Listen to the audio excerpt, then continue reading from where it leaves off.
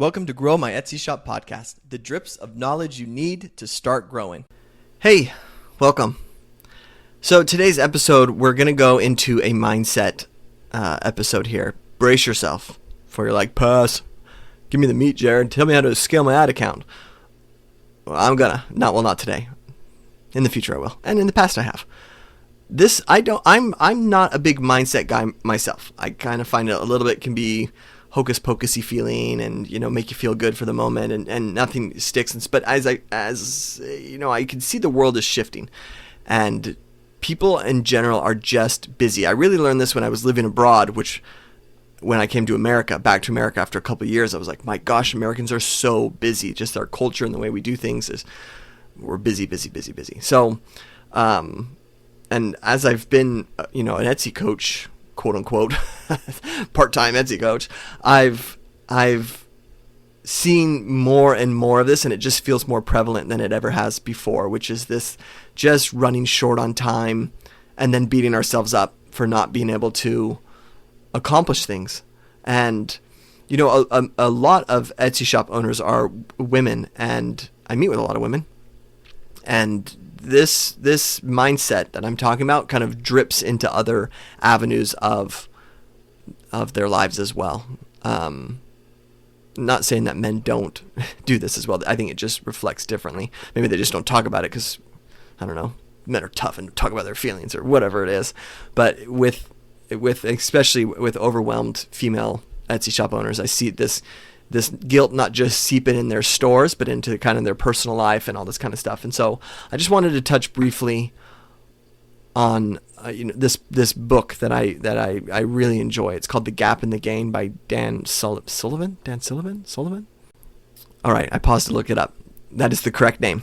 So what I love about this book is it's really great at creating a way for you to properly measure yourself. And it's crazy because I think we all know this, that perspective can change so much of everything. And that if we look at ourselves at certain spots in our journey or whatnot, and we can really, just as anything, find the negative of where we're at.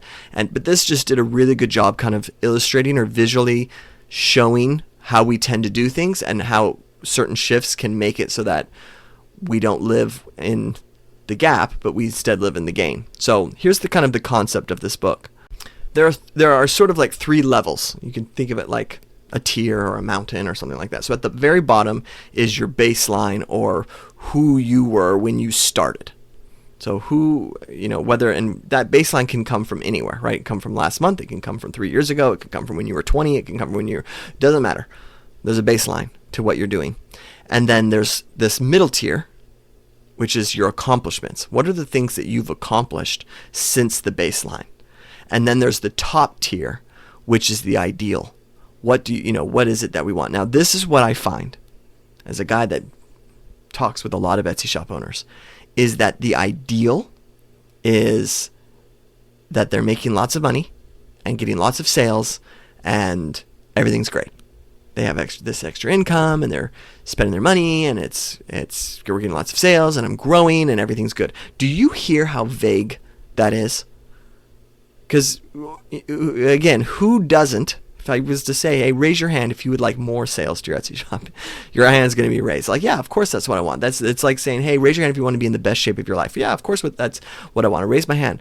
The question is, what does that look like? What does success as an Etsy shop actually look like? And you'll find that if you try to really quantify it or really get into the details of what that actually is, that you do two things. One is you remove the consequences of success, because there is consequences of success. Now, sometimes, most of the times, they're better than the consequences of not being successful. So consequences of not being successful is I can't pay my rent. Consequences of being successful is, well, now I have to manage my boat and I have to hire people to manage my boat for me. Both have consequences, but we don't ever think about the people that we have to hire to manage our boat. We just think about the boat that's in our backyard that we get to ride and enjoy and all that stuff.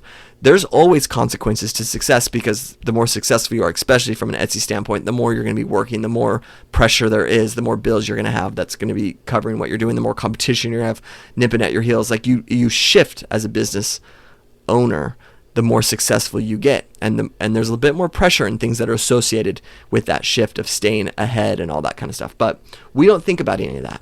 What we instead think about is the money that's going to come in and how we're going to spend our money. And being able to just be like, oh, I'm going to buy extra things at Trader Joe's or whatever because I have extra money. And that's what we think about, and that's what we sort of hope for, is that success is going to bring us. The point of the book, or what it's, and I guess the point of this podcast, you and I talking here, if I ask you, what does the ideal success look like for you? I imagine it's cloudy, just like what we described here. I imagine that you'd be like, yeah, I can kind of say out vague things that I would like, but I don't think about, the consequences that are associated with success, or the burdens that may come, or the hardships that may come with that, or who I need to become to be that person. I just want to envision myself as that person and the benefits that that person has. And that's not reality. That is a cloudy hope that you have. Now, this is the next part of this, is that ideal person shifts on you. Now, you may not be aware of it. In fact, most people aren't. They aren't aware that the ideal image that they have of their success or who they're going to be shapeshifts. It changes. Let me share an example with you. If you were to say, I want to, be rich. And so if you were at a college and started to work on, I'm going to be rich, what does rich look like to a college kid? Well, I remember being in college, and I was part of an app that was and worked hard. And this coupon type app, it was a push notification thing, and there was a team of us, and it ended up getting bought out by a magazine. So there was a magazine that was like, hey, we want to use this in our coupon book, and we want to be able to promote our people digitally and all this kind of stuff. So they bought us out, and I got $3,000 in that buyout. $3,000. And I thought that I was the next big thing. $3,000. I was 22, something like that. Was I thought, you got to be kidding me. This is I hit the gold mine. This is it. I'm never gonna work a day in my life. Because at that point in my life, selling a business or being part of a business that was selling and making $3,000 off that business was awesome for me. Now, if I look at this I'm 37 now. If I look at this as a 37-year-old, I can see, $3,000 would not be worth my effort that I put into that app. So what changed? Why is it when I was 21, $3,000 was a home run? At 37, it doesn't affect me at all. I mean, it would still be nice to get $3,000. Don't even curse in the skies for it. But it just wouldn't have rocked my world the way it did. What changed? The answer is I did. Jared changed, right? So what happens is, as you start to gain success, or as you start to progress as a person, your ideal version of yourself just moves to the next line. So think of it, there's always that analogy of, the grass is greener on the other side of the fence, that cows tend to just eat grass that's right by the fence line and putting their face on the other side of the fence to eat the grass on the other side because the grass is greener on that side. And that if that fence was to be moved up 100 yards, the cows would make their way to that fence and start eating the grass on the other side of the fence. And we do that internally with our ideal person that we see is successful. It changes. And so we can say, I want to be in great shape. And we can 100 days lock in and eat right and do our stuff and bear all the consequences of being in great shape. Because if you're going to be in great shape, you're not eating bread. You're running 12 miles a day. You are going to the gym religiously. You're up early in the morning. You are working to get into the best shape of your life. And I can guarantee you at the end of your 100 days, you'll be proud of yourself. But in the next 100 days, so 200 days from that thing, you're going to be disappointed in yourself. Why? What happened? Because you now have a new baseline for yourself. You are in good shape and you're trying to get that extra 5 pounds off. You're trying to get your BMI down just a bit more.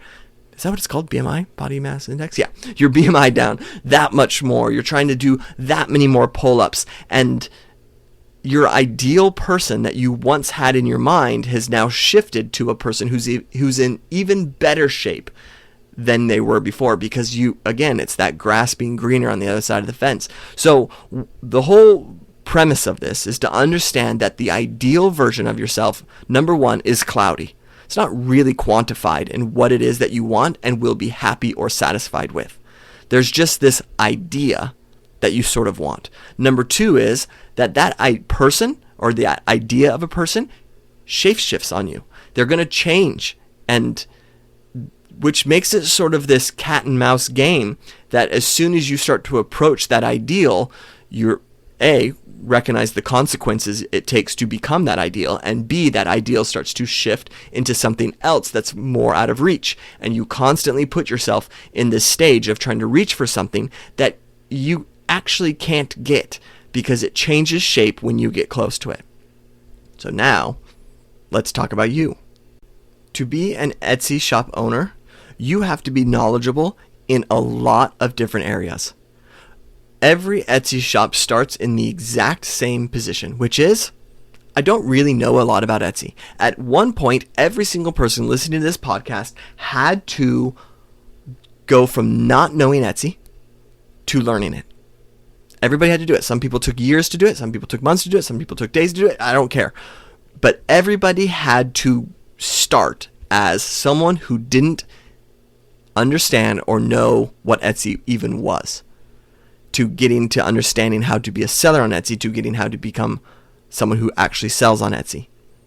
You had to become this person. So this person I'm referring to is your baseline. It's the person that you were when you opened your Etsy shop.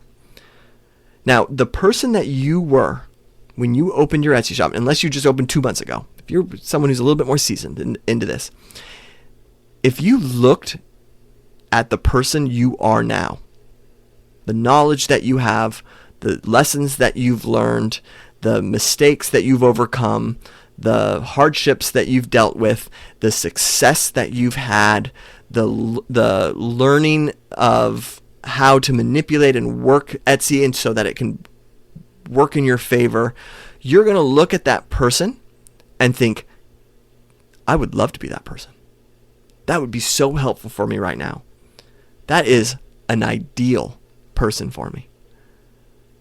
But you don't in your current state. Why? It's what we talked about. Because you're looking at the next ideal. So here's the kind of the point in the book is they call this the gap. And so they say if you are looking at if you are measuring yourself at your current accomplishments, where you are today, and then you measure yourself to the shape-shifting, cloudy, unclear, ideal version of yourself, you are living in the gap. And the gap, at the end of the day, brings constant constant dissatisfaction, burnout, imposter syndrome, devaluing wins. Like you just are in a constant state of feeling guilt and bad and inadequate and wishing and hoping. And so if you're the type of person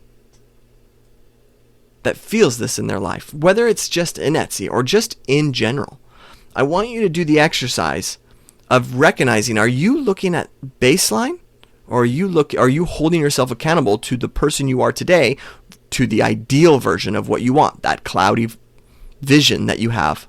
And if you are living in the gap. And if you're living in the gap, you are going to always have these emotions that are associated with this. How do you remove these emotions? How do you not feel this way? Now, I'm not saying that guilt or things that motivate you are bad.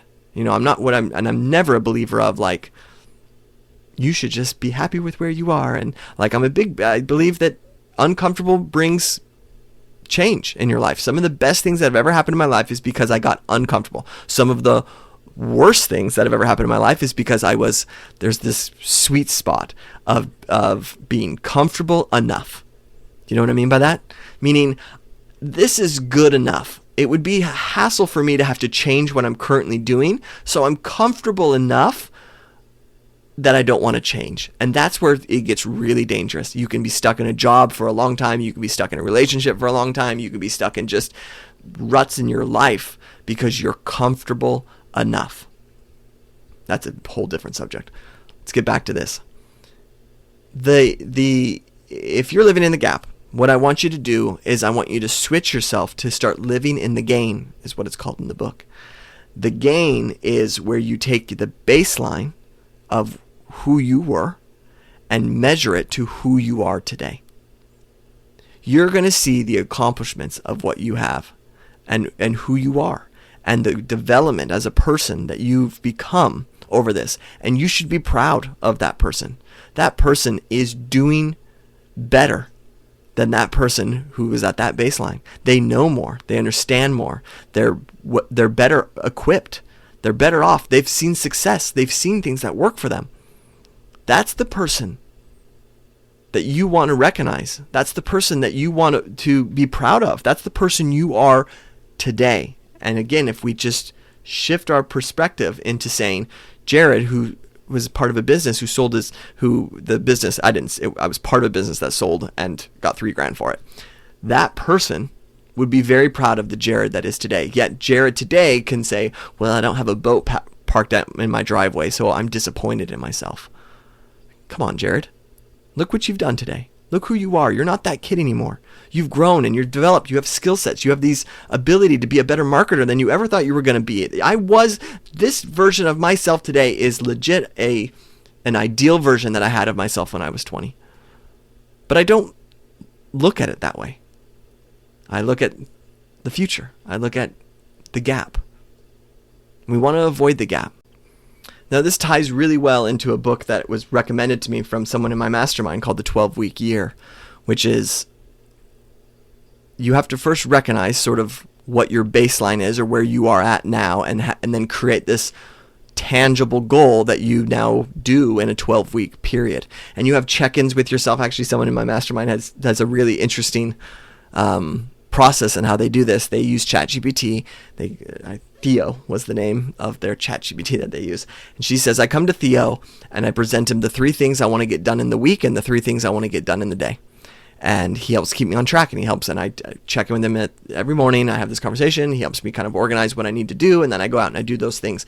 The 12-week year, I'm going to talk about later because I'm still reading this book, but it also has accountability or checking in with yourself, that you essentially have a meeting with yourself every week and you grade yourself on the way you're doing things. Now, I have for a long time kind of been anti this mindset of grading yourself or checking in with yourself and doing these things. However, honestly, the reason I've swung more this way, and I want to say it's really been in the last year of my life, has been because as I've worked with Etsy shops who are very successful, a lot of them have these routines.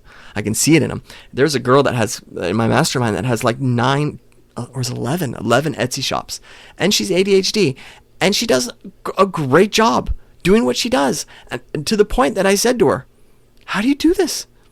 How do you have ADHD? Because 11 shops screams ADHD, but yet have so much control over what you're doing.